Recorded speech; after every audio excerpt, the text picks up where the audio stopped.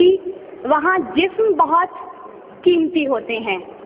جس معاشرے میں انسانوں کی کوئی قیمت نہیں ہوتی وہاں عزت کی بولی سب سے اونچی لگتی ہے۔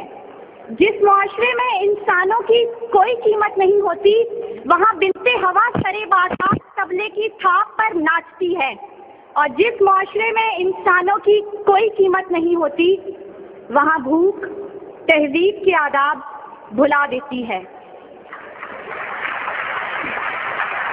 یہاں ہوس کے پجاری سیاہ راتوں میں سفید جسموں کا جیون سیاہ کرتے ہیں، یہاں پہ ناچتے پیروں کی تھاپ بکتی ہے، یہاں پہ جاگتی آنکھوں کے خواب بکتے ہیں، یہاں پہ پھول سے ہونٹوں کی پیاس بکتی ہے، یہاں پہ جسم ہے بکتے شباب بکتے۔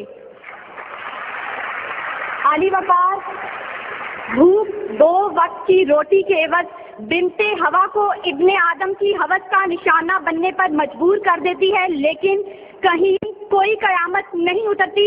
14 سالہ بیرا اپنی عصمت لوٹانے کے بعد جان سے بھی ہاتھ دھو بیٹھتی ہے، لیکن کہیں کوئی قیامت نہیں اترتی۔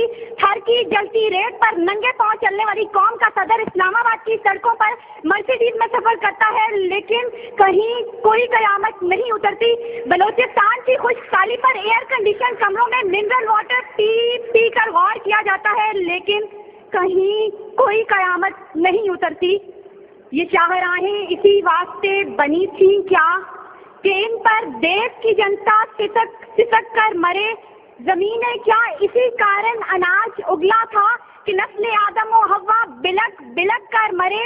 ملے اسی لیے ریشم کے ڈھیر بنتی ہیں کہ دختران وطن تار تار کو ترسے، چمن کو اسی لیے مالی نے خون سے سینچا تھا کہ اس کی اپنی نگاہیں بہار کو ترسیں۔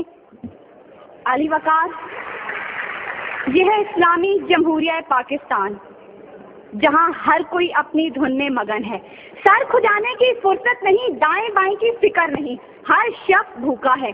کوئی اقتدار کا طالب ہے تو کوئی شہرت کا بھوکا، کوئی دولت کا پرستار ہے تو کوئی پیٹ کا بھوکا، کوئی بھنگ کے ایک پیالے کے عوض اپنا سب کچھ نچھاور کرنے پر آمادہ تو کوئی طاقت کا بھوکا۔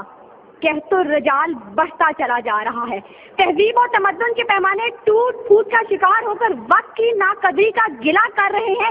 ہم زوال کی آخری حدوں کے بھی آخر پر پہنچ چکے ہیں۔ انصاف مہیا کرنے والے ادارے سسک کر دم توڑ رہے ہیں۔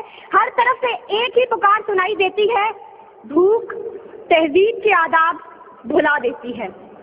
عالی وقار سنیے، اگر آپ سن سکتے ہیں کہ جب بوڑھے پروفیسر کو 6 ماہ تک پینشن نہ ملی تو اپنی کن پٹی پر پستول رکھ کر بولا تھا، میرا پاکستان ہے یہ تیرا پاکستان ہے۔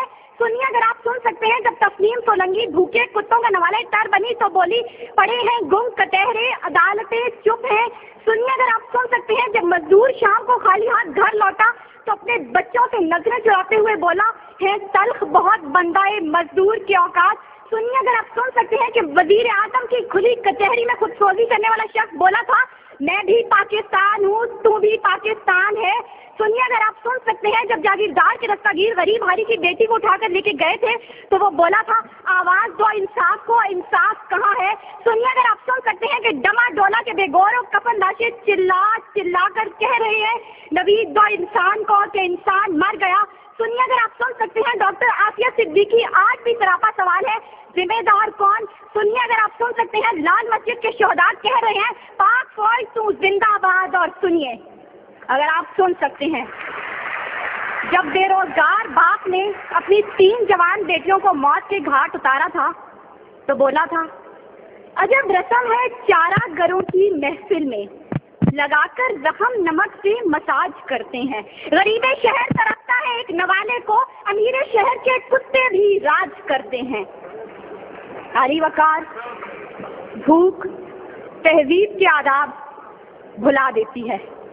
غربت سے مجبور لوگ اپنے بچے بھون کر کھا جاتے ہیں، اپنے گردے اور آنکھیں بیچ ڈالتے ہیں، اپنی 8 سالہ بچیاں دلالوں کے حوالے کر دیتے ہیں، اپنے خاندان کے ساتھ آگ میں کود جاتے ہیں، دریاؤں سمندروں میں چھلانگیں لگا دیتے ہیں، پنکھوں کے ساتھ لٹک جاتے ہیں، ٹرین کی پٹری کے آگے لیٹ جاتے ہیں۔ غربت، ظلم اور مہنگائی سے مجبور لوگ اپنے معصوم بچوں کے گلے کاٹ دیتے ہیں۔ عالی وقار صدارت، وزارت اور عمارت کے بھوکے تہذیبی اقدار کو پامال کر دیتے ہیں. کبھی تو چند کھوٹے سکوں کے بس قوم کی بیٹیوں کو بیچ ڈالتے ہیں، تو کبھی مساجد کا تقدس پامال کرتے ہوئے انہیں لہو رنگ کرتے ہیں، اور کبھی اپنی ہی عوام سے کہتے ہیں میں تمہیں وہاں سے نشانہ بناؤں گا کہ تمہیں پتہ بھی نہیں چلے گا. جب لوگ یہ کہتے ہیں خدا دیکھ رہا ہے، میں سوچنے لگتا ہوں کیا دیکھ رہا ہے. علی وقار، اس سے پہلے کہ بھوک اس ملک کو کھا جائے، اس سے پہلے کہ لہجے بے آواز ہو جائیں، سر سنگیت سب بے ساز ہو جائے، ملت اسلامیہ کی یہ بیٹی، ملک و قوم کی بیٹی اور آپ کی بیٹی آپ سے استدعا کرتی ہے خدارا اس بوڑھے باپ کا سہارا بن جائیے جس کے بیٹے نے خود سوزی کی. خدارا اس عورت کے آنسو پوئنٹ ڈالیے جس کی بیٹی جاگیردار کی ہوس کا نشانہ بنی. اور خدارا ان معصوم بچوں کے سر پر دستے شفقت رکھیے جن کا باپ پولیس مقابلے میں مارا گیا. ان اشعار کے ساتھ ہی موضوع زیر بحث سمیٹتی ہوں. ستم ظریفی وقت میں کلیوں کی نزاکت کو، دلوں کی محبت کو اس طرح سے مسئلہ ہے، اس طرح سے کچلا ہے کہ زندگی اذیت ہے اور سانس کی بھی قیمت ہے. کس کا ہاتھ ہے جو خون سے رنگا نہیں، کس کا گریباں ہے جو گرفت سے بچا نہیں.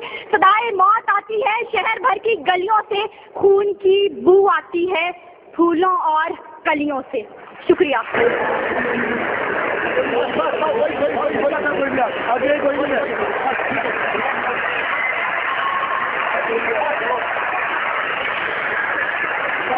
بھائی